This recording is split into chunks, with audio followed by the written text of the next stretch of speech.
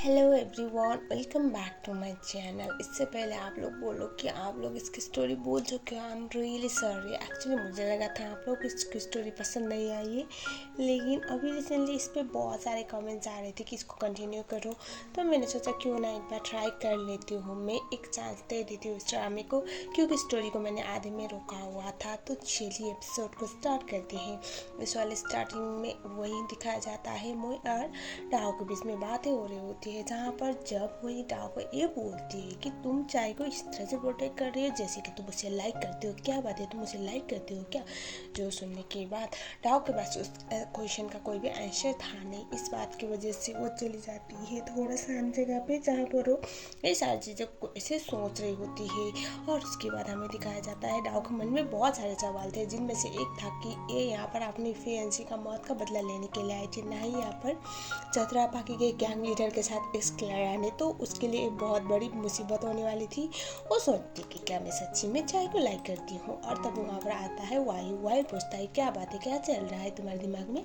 ये सुनने के बाद डाओ से बता देती है कि वही मुझे ऐसा बोले थे कि मैं चाय को लाइक करती हूँ, मैं तो उसकी बॉडी गार्ड हूँ, मैं थोड़ी उसे लाइक करूँगी।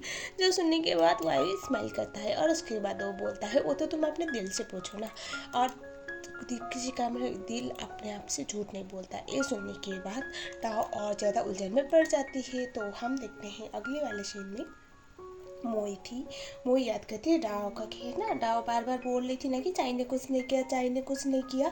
वही सारी चीज़ें वो याद कर रही थी। और अब मोई को बहुत ज़्यादा डाउट इस बात पे हो रहा था कि ये चल क्या रहा है। और उसके बाद इवन वो डाओ को बोल चुकी थी कि तुम चतरापाकी में मत रहो, मैं बचपन से यहाँ पर पली बड़ी हूँ और मेरे साथ, मेरी फैमिली के साथ कभी कुछ अच्छा हुआ नहीं, और तुम मेरे लिए अपनी फियांसी को खो चुकी हो, तो प्लीज़, ऐसा उसने बोला हुआ था। डाओ मना कर दी थी ये बोल के कि मैं चाय को तो बिल्कुल भी नहीं छोड़ने वाली।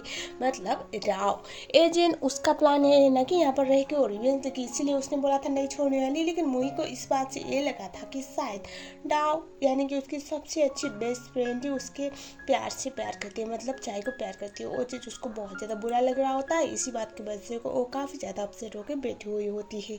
तो हम देखते हैं एक और सीन, जहाँ पर इलाइटी गर्ल स्क्वाड के टीम मेंबर्स जो जैक मरा था उसके लिए ऐसे थोड़ी देर कंडोलेंस दे रहे होते, क्योंकि बेचारा तो अब मारा गया ना बच्चा।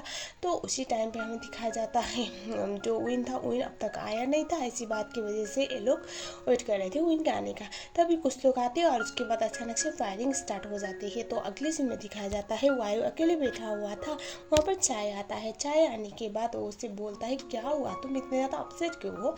वो गैरेज पे था। और उसके बाद वो उसे बोलता है मुझे ऐसा लग रहा है राव तुम्हें पसंद करती है। ये सुनने के बाद चाय हंसने लगता है और वो बोलता है तुम्हें ऐसा क्यों लग रहा है कि राव मुझे पसंद करेगी? वो मेरे लिए छोटी बहन की तरह है। अब रियल में भी तो वो छोटी बहन ही थी।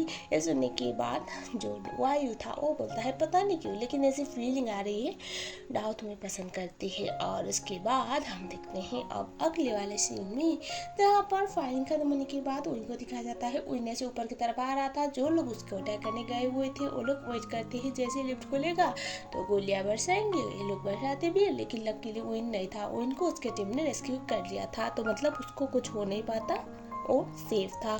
और ये सारी चीज़ें अब बुढ़े अंकल इनको इन तक पहुंचा देते हैं, मतलब चतुरा पाकी वालों तक पहुंचाती है। अब आंटी जी तो शौक में आ गई, कहीं उनका असली वाला बेटा कुछ उसको कुछ हो तो नहीं क्या। उनकी तो हालत ख़राब होती है और सबसे पहले वो इनके बारे में पूछती है। जब विन अभी मिला नहीं है सुनने के बाद उनको थोड़ा सा झटका लगता है। अब आप लोग जान ही सकते हो कि ये आंटी जी अब अपने लोगों को भिजवाने वाली है उनको ढूंढने के लिए। तो हम देखते हैं अब अगले सीन में इसके बारे में। जो इंस्पेक्टर अंकल थे, मतलब उनके पापा को भी पता चल गया था। और उसके बाद हमें दिखाया जाता है जो अंकल जी थे वो भी थोड़े से परेशान थे। ऐसे भी अभी इलेक्ट्रिकल स्क्वाड को टेररिस्ट घोषित कर दिया गया था, क्योंकि अब ये सारी चीज़ों की वजह से। तो अब यहाँ पर लॉ तो इन लोगों की कोई भी मदद करने वाला नहीं था, जिस बात की वजह से अब इन लोगों को अपने तरह से ही इनको ढूंढना था। चतुरा पार्टी में फिर से एक अर्जेंट मीटिंग बैठा जा रहा होता है, क्योंकि यहाँ पर हुआ क्या है, ये जो अचानक से अटैक करवाया गया था इलाइटिगल स्क्वाड को, इस बात की वजह से ये इशू थोड़ा बड़ा हो गया था, जिस बात की वजह से यहाँ पर बहुत सारी बातें हो रही थी। और एज ऑडियंस हमें पता है चतुरा पार्टी का बहुत क्लियर रूल है, वहाँ पर ड्रग डीलिंग नहीं होता। और ये अभी बुपा का टीम कर रहा था, तो इसी बात की वजह से इन लोगों को आखिरी वार्निंग दिया जा रहा होता है। अगर ये चीज़ कंटिन्यू किया जाए तो उस टाइम पे इन लोगों को चतुराबाकी से हाथ धोना पड़ेगा। और यहाँ पर चाय भी था एजेंट लीडर एक। हम देखते हैं अगले वाले सीन में जो पुप्पा था उससे अब ये चीज़ बर्दाश्त नहीं होता, उसे किसी भी कीमत पे चाय को रास्ते से हटाना ही है। इसी बात की वजह से वो जो मोई थी, मोई के भाई को कॉल करता है और उसके बाद वो उसे थोड़ा सा उसके दिल में जहर घोलने का काम करता है। जहर घोलने का मतलब अब मोई के पापा तो किस हाल में वो तो आपको पता ही है। एंड देन अभी वो बोलता है कि अगर तुम अपने पापा के लिए बदला लेना चाहते हो ना, उस टाइम पे अभी के अभी चतुराबाकी के लीडर को ख़त्म कर दो और तुम्हारा रिवेंज ख़त्म हो जाएगा। जो सुनने के बाद मोई का भाई चोट वहाँ से निकल लेता है। और उसके बाद चाय जब पूछते अपने भाई को कहाँ जा रही हो, वो बस ये बोलता है कि पापा का ख्याल रखना मोई। और उसके बाद वो निकल लेता है और जो मोई थी अंदर जाती है। अंदर जाने के बाद उसके पापा ज़मीन में पड़े हुए होते हैं और उसके बाद वो पापा को उठाती है। और उसके बाद पापा जो होते हैं वो याद करते हैं जो उनके बेटे ने बोला हुआ था। तो उनका बेटा मोई का भाई ये बोला था कि आज मैं आपके साथ जो हुआ है पापा, उसके लिए मैं रिवेंज लेने जा रहा हूँ। मैं चतुराबाकी के गैंग लीडर को ख़त्म करूँगा जिसकी वजह से आपके साथ ये हुआ है। मैं खून का बदला खून लेके करूँगा, ऐसा वो बोल के गया था। पापा समझाने की ट्राई करते हैं, ओक नहीं करता। अब एक पैरलाइज आदमी क्या ही समझा पाता। तो अभी मोई जैसे तैसे अपने पापा को सही करती है, बेड पर सुलाती है और उसके बाद वहाँ पर डॉक्टर को बुला लेती है। हम देखते हैं इलीगल स्क्वाड इलीगल घोषित होने के बाद तो अब उनको तो मुँह छुपाना था। यही चल रहा होता है। जो विन था, विन के घर वाले मतलब कैप्टन एंड उनकी फैमिली विन को पागल की तरह ढूंढने जा रहे होते हैं, लेकिन ये ओक नहीं करता। अगले सीन में दिखाया जाता है मोई मार्केट से कहीं जा रही होती है, उसे ऐसा फील हुआ कोई तो उसका पीछा कर रहा है, जिस बात की वजह से वो थोड़ी सी घबरा जाती है। इन दिन हमें बाद में पता चला ये तो विन था। विन को देखने के बाद वो उससे बोलती है कि तुम ठीक तो हो ना, थोड़ी सी ओलेट थी बेचारी यार, इतनी प्यारी बंदी हो, किसी का बुरा नहीं सोचती तो इसके बारे में क्यों बुरा सोचती।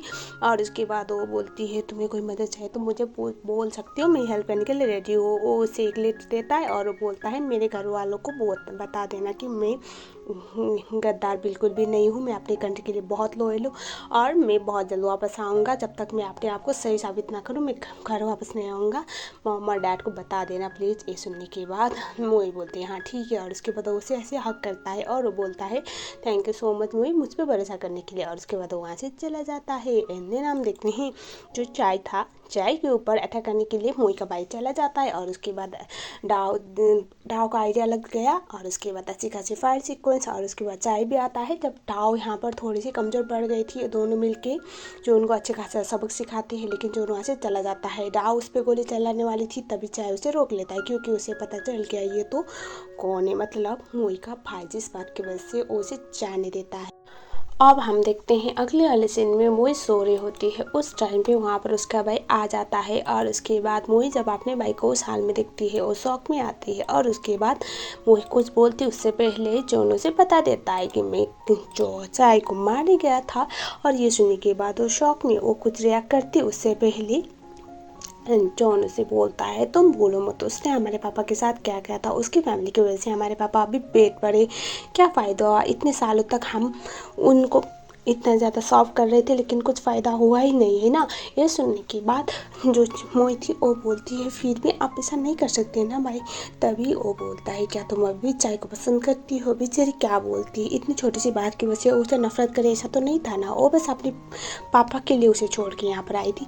तो जो चोन था वो गुस्से में आता है और वो बोलता है अगर तुम इस सिचुएशन में भी चाय को सपोर्ट करती हो ना, इस टाइम पे तुम समझ लेना कि तुम पापा के अगेंस्ट हो, तुम पापा के इमोशन को नहीं समझती।